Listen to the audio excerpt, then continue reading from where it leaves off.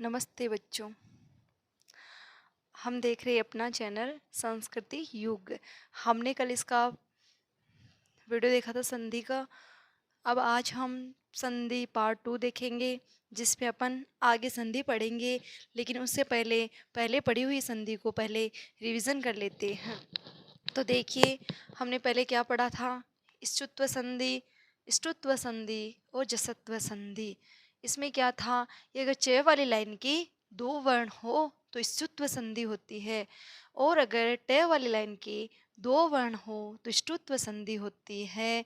और अगर आपके तीसरा वर्ण दिखे तो जसत्व संधि होती है, और अगर आपको तीसरे वर्ण और साथ में उसके पास चौथा वर्ण दिखे तो भी जसत्व संधि होती है।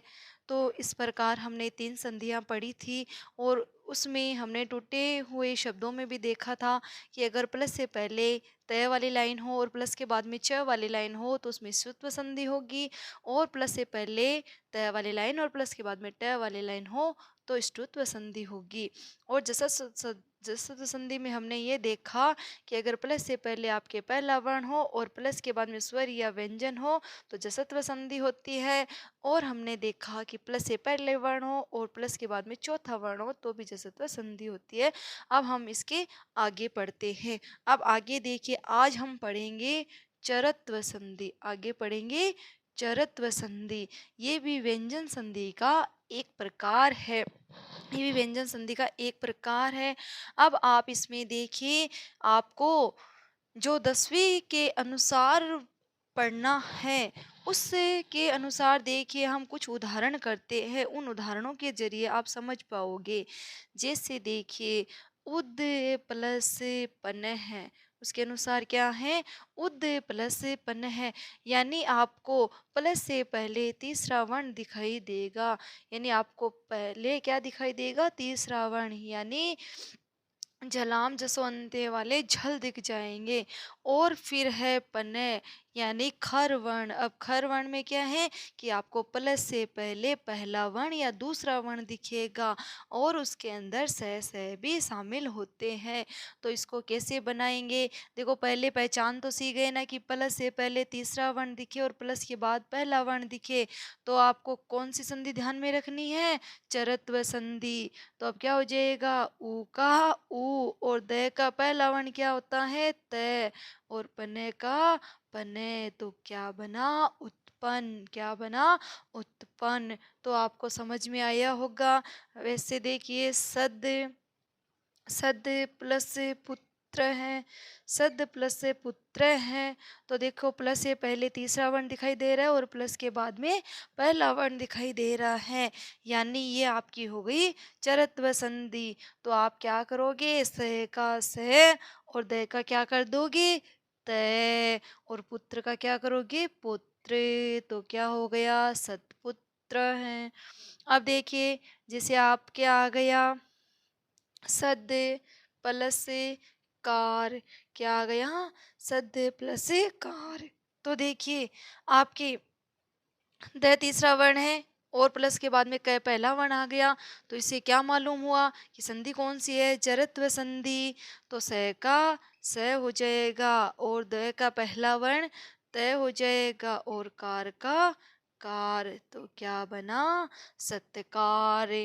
तो देखिए, मैंने आपको उदाहरण करवाए, उनमें देखिए तीसरा तीसरा वर्ण है और इधर पहले पहले वर्ण है, और बन कौन सा रहा है, आपके पहला वर्ण बन रहा है। अब जुड़े हुए में आप कैसे पहचानोगे, देखो दो पहले वर्ण है, दो पहले वर्ण है, दो पहले वर्ण है। और अब आपको मैंने कहा था कि पहला और दूसरा, यानी दूसरा वर्ण कैसे पता चलेगा, देखते हैं। जैसे देखो, आपके उदाहरण आ गया, तद प्लस फलम। उदाहरण क्या आ गया आपके, तद प्लस फलम। तो ये देखिए, आपके तीसरा वर्ण दिखाई दे रहा है और ये फल में दूसरा वर्ण है फ। तो इसको करेंगे तय का तय, और दय का पहला वर्ण क्या हो जाएगा, तय। तो हो जाएगा तत्फलम। तो क्या हो जाएगा, तत्फलम। तो ये देखिए, दूसरा वर्ण और पहला वर्ण, तो क्या बना, तत्फलम। क्या बना, तत्फलम। तो ये आपकी हो गई चरत्व संधि। अब जैसे देखिए, आपको मैं उदाहरण देती हूँ, उत्खाता। उदाहरण क्या है? उत्खातः। अब देखिए ये जुड़े हुए में पहचानिए आप कि आपको पहला वर्ण दिखाई दे रहा है और दूसरा वर्ण दिखाई दे रहा है। तो इससे हमें क्या पता चला कि इसमें संधि कौन सी है? चरत्व संधि है। तो क्या हो जाएगा? ऊ का ऊ और तय का तीसरा वर्ण दे, उद प्लस खाता, क्या हो जाएगा? उदखाता। और विसर्ग लगा हुआ है लास्ट में, तो इधर भी लगा दीजिए। इसी प्रकार देखिए उत्पाटिता, उत्पीड़िता भी कर सकते हैं, उत्पाटिता भी होता है, तो अपन उत्पाटिता कर लेते हैं। तो देखिए उत्पाटिता, उत्पाटिता। तो इधर देखिए क्या आपको समझ में आ रहा है कि पहला वर्ण है और तय पहला वर्ण है, दो पहले पहले वर्ण दिखे तो चरत्व संधि है, तो क्या हो जाएगा? उद प्लस पाटीता, उत्पाटीता। आपकी चरत्व संधि समझ में आई होगी। एक बार फिर से देख लेते हैं कि प्लस से पहले पहला वर्ण और प्लस के बाद में पहला और दूसरा वर्ण हो तो चरत्व संधि होगी। और जुड़े हुए में आपको दो पहले पहले वर्ण या फिर पहला और दूसरा, ये देखिए पहला और दूसरा, अगर पहला और दूसरा दोनों पास में दिखे तो संधि हो जाएगी आपके चरत्व। तो संधि कौन सी हो जाएगी? चरत्व। तो हमने जितनी संधियां पढ़ी है उनको एक बार वापस रिवीजन कर लेते हैं कि च वाली लाइन के दो वर्ण हो तो संधि कौन सी होती है? इश्चुत्व। संधि कौन सी होती है? इश्चुत्व। अगर ट वाली लाइन के दो वर्ण हो तो संधि कौन सी होती है? इष्टुत्व। ट वाली लाइन के दो वर्ण हो तो संधि कौन सी होती है? इष्टुत्व। और अगर हमें तीसरा वर्ण दिखे तो संधि कौन सी हो जाएगी? जसत्व। अगर हमें तीसरा वर्ण दिखे तो संधि कौन सी हो जाएगी? जसत्व। दो पहले पहले वर्ण या फिर दो पहला और दूसरा वर्ण दिखे तो संधि कौन सी हो जाएगी? चरत्व संधि। तो संधि कौन सी हो जाएगी? चरत्व संधि। मेरी तरह आप भी अगर बार बार नियमों का दोहरान करेंगे तो आपको संधि जल्दी याद हो जाएगी और समझ में भी आ जाएगी। आप मेरे द्वारा बनाए हुए वीडियो में इनको तोड़ना और जोड़ना सीखें और उसके बाद आप अन्य उदाहरणों को लें और खुद जोड़ें और तोड़ें। इससे आपका अभ्यास हो जाएगा और आपको अच्छे से संधि आ जाएगी। अगली संधि है अनुस्वार संधि। अगली संधि का नाम क्या है? अनुस्वार संधि, जिसको बड़ी ही आसान संधि माना जाता है, लेकिन जो चीज़ जितनी आसान होती है उसमें पहचान भी उतनी डिफिकल्ट होती है। हालांकि इतनी भी नहीं है, बस समझने के बाद ये भी सरल हो जाएगी। तो देखिए जैसे आया आपके सत्यम, सत्यम प्लस वद, क्या है आपके? सत्यम प्लस वद। यानी इस संधि का आप नियम ये बना सकते हो कि प्लस से पहले मैं दिखेगा, प्लस से पहले आपको क्या दिखेगा? मैं दिखेगा। और प्लस के बाद में आपको स्वर और व्यंजन दोनों दिख सकते हैं। तो अपन लिख लेते हैं व्यंजन स्वर बनेगा क्या? या अनुस्वार बनेगा या मैं बन जाएगा। तो ये तो नॉर्मल पहचान है। अब देखो इनको कैसे करना है। देखिए प्लस से पहले मैं दिखना चाहिए, तो देखो हलंत युक्त म है। मैं कैसा है? हलंत युक्त है। और प्लस के बाद में वह है मतलब व्यंजन है। तो इसको कैसे करेंगे? सबसे पहले तो आप ये ध्यान में रखना, अगर आपको हलंत युक्त मैं दिखे तो मैं दिखते ही आप पहचान जाना कि अनुस्वार संधि है। तो देखिए स का स, त का त, ये का ये। अब मैं का क्या बन जाएगा? अनुस्वार। मैं का क्या बन जाएगा? अनुस्वार। और ये वद का क्या हो जाएगा? वद। वद का क्या हो जाएगा? वद। इसी प्रकार अन्य उदाहरण देखते हैं हम। हरिम, हरिम प्लस वद, हरिम प्लस वद। तो देखो मैं दिखा तो हम मैं का क्या बना देंगे? अनुस्वार। मैं का क्या बना देंगे? अनुस्वार। और वद का क्या हो जाएगा? वद। वद का क्या हो जाएगा? वद। अब अन्य उदाहरण देखते हैं। जैसे देखिए ये आ गया है हमारे अहम, अहम प्लस अत्र, अहम प्लस अत्र। तो अब देखिए प्लस से पहले मैं तो है, लेकिन प्लस के बाद में क्या है? स्वर। प्लस के बाद में क्या है? स्वर। तो अब स्वर वाला करते हैं। ए का ए आएगा, है का है आएगा। अब देखो किसी भी अधूरी चीज में अगर कोई भी स्वर मिलता है तो वो कैसी हो जाती है? पूर्ण हो जाती है। तो इधर मैं का अनुस्वार नहीं बनेगा, मैं कैसा हो जाएगा? पूरा। मैं कैसा हो जाएगा? पूरा। तो ए मिलने से मैं पूरा हुआ, पीछे क्या बचा? अत्र। तो नाम क्या बना हमारा अहमत्र। तो नाम क्या बना हमारा अहमत्र। नाम क्या बना अहमत्र। तो समझ में आई होगी आपके ये संधि। अब इसके अन्य उदाहरण भी देखते हैं। जैसे देखिए आपके आ गया है ये त्वम। त्वम प्लस अत्र। क्या आया आपके त्वम प्लस अत्र। तो आपको प्लस से पहले हलंत युक्त मैं दिखाई दे रहा होगा और प्लस के बाद में स्वर है। तो तय का तय व का व मैं अधूरा है वो पूरा हो जाएगा और त्रय का त्रय। तो बना त्वमत्र। तो क्या बना त्वमत्र। तो समझ में आई होगी। अब एक अगला उदाहरण और देखते हैं हम। देखिए जैसे ये है आपके सम। सम प्लस चरणम। सम प्लस चरणम। अब देखिए क्या है कि प्लस से पहले हलंत युक्त म तो है, लेकिन प्लस के बाद में वर्ण कौन सा है पहला वर्ण। प्लस के बाद में कौन सा वर्ण है पहला वर्ण। तो इस संधि का नियम देखिए क्या होता है कि सह का तो सह बनाना। एक तरफ पंचम वर्ण एक तरफ प्रथम वर्ण हो तो उस प्रथम वर्ण का पंचम वर्ण हो जाता है। यानी मय के स्थान पे च वाली लाइन का पांचवा वर्ण हो जाएगा। तो पांचवा वर्ण क्या है ये। तो ये क्या बन जाएगा समचरणम। तो ये उदाहरण ऐसे होते हैं। तो आपको अनुस्वार संधि समझ में आई होगी और 3 प्रकार से इसके उदाहरण होते हैं। वो तीनों प्रकार मैंने आपको बताए हैं तो आपके समझ में आ गए होंगे। बाकी आप इसको बार बार देखोगे तो आपको समझ आ जाएगा और बार बार सुनने से नियम भी याद हो जाएगा। तो आप इसको बार बार देखिए और बार बार सुने। इसी के साथ अपनी व्यंजन संधि समाप्त हुई है। अब देखिए व्यंजन संधि के मिक्स में एक बार अपन उदाहरण देखते हैं। तो व्यंजन संधि के मिक्स में उदाहरण देखते हैं। तो देखिए ये हमारी व्यंजन संधि थी। अपन कौन सी संधि पढ़ रहे थे व्यंजन संधि। अब देखिए व्यंजन संधि में हमने कौन कौन सी पढ़ी इष्टुत्व इष्टुत्व जसत्व अनुस्वार चरत्व। हमने ये संधियां पढ़ी। यानी ये संधियां आपके लिए बड़ी ही इम्पोर्टेंट और महत्वपूर्ण संधियां हैं। 10वीं क्लास और 9th क्लास के लिए तो ये बहुत ही महत्वपूर्ण संधियां हैं।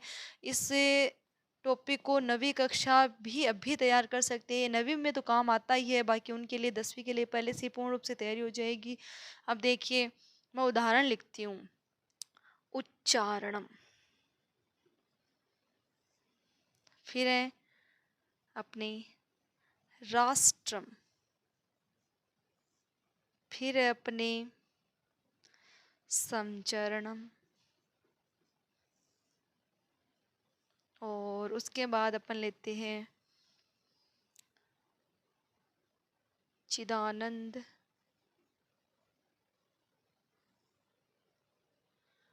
उसके बाद हम लेते सिद्धि। उसके बाद हम उदाहरण लेते उत्पन्न। उत्पन्न है। तो अब देखिए हम इनमें से संधियां पहचानने की कोशिश करते हैं। आप भी पहचान करें। देखिए इस उदाहरण में देखिए मैं आपको ये सारे उदाहरण क्यों बता रही हूँ क्योंकि मिक्स में हम देखते कि क्या हमें पहचान आ रही है क्या। तो इस उदाहरण में देखिए च वाली लाइन के 2 वर्ण दिखाई दे रहे। कौन से वर्ण दिखाई दे रहे च वाली लाइन के 2 वर्ण। तो च वाली लाइन के 2 वर्ण दिखे तो संधि कौन सी होती है इष्टुत्व। इसमें देखिए ट वाली लाइन के 2 वर्ण। ट वाली लाइन के 2 वर्ण देखो स और ट। मैंने आपको उसी दिन बता दिया था कि स ट वाली लाइन का वर्ण माना जाता है। तो ये हो गया ट वाली लाइन के 2 वर्ण। तो इसमें संधि कौन सी हो गई इष्टुत्व। संधि कौन सी हो गई इष्टुत्व। अब देखिए इसमें क्या दिखाई दे रहा है प्रथम वर्ण और प्रथम वर्ण के पास हमें पंचम वर्ण दिखाई दे रहा है। प्रथम वर्ण के पास कौन सा वर्ण दिखाई दे रहा है पंचम वर्ण। तो प्रथम वर्ण और पंचम वर्ण पास में हो तो संधि कौन सी हो गई अनुस्वार संधि। तो संधि कौन सी हो गई है अनुस्वार संधि। इसमें देखिए तीसरा वर्ण द पूरा है लेकिन इसमें स्वर मिला हुआ है। तो अपने क्या हो गए तीसरे वर्ण वाली संधि कौन सी होती है जसत्व संधि। अब देखिए इसमें क्या है, इसमें हमें दिखाई दे रहा है तीसरा वर्ण और चौथा वर्ण, तो तीसरा और चौथा पास में हो तो भी संधि कौन सी होती है, जसत्व संधि। अब देखिए इसमें पहला वर्ण और पहला वर्ण, दो पहले पहले वर्ण पास में दिखाई दे रहे, तो संधि कौन सी होती है, चरत्व संधि। तो संधि कौन सी होती है, चरत्व संधि। तो आपको ये चरत्व संधि और अनुस्वार संधि, सुत्व संधि, जसत्व संधि और इष्टुत्व संधि में पांचों संधियों में आपको अंतर करना आया होगा। अगर आप के थोड़ी बहुत भी त्रुटि हो रही है तो वीडियो को वापस दोबारा देखें और इनमें अंतर करना सीखें और अपनी संधि को पूर्ण रूप से तैयार करें।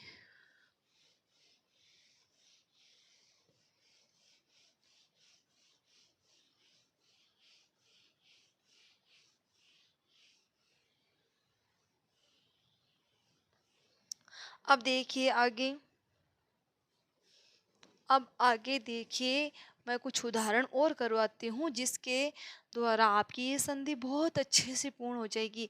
जैसे देखिए उदाहरण है सुबंत। उदाहरण क्या है, सुबंत। अब देखिए आप पहचानिए कि इसमें संधि कौन सी होगी। तो देखिए तीसरा वर्ण, तीसरा वर्ण दिखाई दे तो संधि का नाम जशत्व, संधि का नाम जसत्व। तीसरा वर्ण दिखाई दे तो संधि का नाम कौन सा हो जाएगा, जसत्व। अब देखिए सत्कार, क्या नाम आया, सत्कार। तो देखिए तय और क पहले पहले दो वर्ण पास में हो तो संधि कौन सी हो जाएगी, चरत्व। संधि कौन सी हो जाएगी, चरत्व। जैसे देखिए आपके उदाहरण है, आपके उदाहरण है राष्ट्रम। राष्ट्रम तो हमने पहले कर लिया, दूसरा अन्य उदाहरण लेते हैं जैसे सडानन। उदाहरण क्या है, सडानन। डे तीसरा वर्ण है तो तीसरा वर्ण हो तो संधि कौन सी हो जाएगी, जसत्व। संधि कौन सी हो जाएगी, जसत्व। सचित्रम। उदाहरण क्या है, सचित्रम। तो च वाली लाइन के दो वर्ण हो तो संधि कौन सी हो जाएगी, इशुत्व संधि। संधि कौन सी हो जाएगी, इशुत्व संधि। आपके उदाहरण आ गया सत्यम वद, सत्यम प्लस वद आ गया। तो मैं को देख के आपको संधि दिमाग में आनी चाहिए। संधि कौन सी होती है, अनुस्वार संधि। संधि कौन सी होती है, अनुस्वार संधि। आपके शब्द आ गया पेस्टा। शब्द क्या आ गया, पेस्टा। तो देखिए टे वाली लाइन के दो वर्ण, टे वाली लाइन के दो वर्ण हो तो संधि कौन सी होती है, इष्टुत्व संधि। संधि कौन सी होती है, इष्टुत्व संधि। इसी प्रकार अगर आप बार बार उदाहरणों को पढ़ेंगे और उदाहरण अन्य उदाहरण ले लेके देखोगे तो आपकी संधि पूर्ण रूप से तैयार हो जाएगी। और अब अपन आज के लिए इतना ही पढ़ेंगे, कल विसर्ग संधि को पढ़ेंगे। पूर्ण रूप से विसर्ग संधि आपकी पूरी हो जाएगी कल। विसर्ग संधि में कमी पार्ट है तो कल अपन उसको पढ़ेंगे।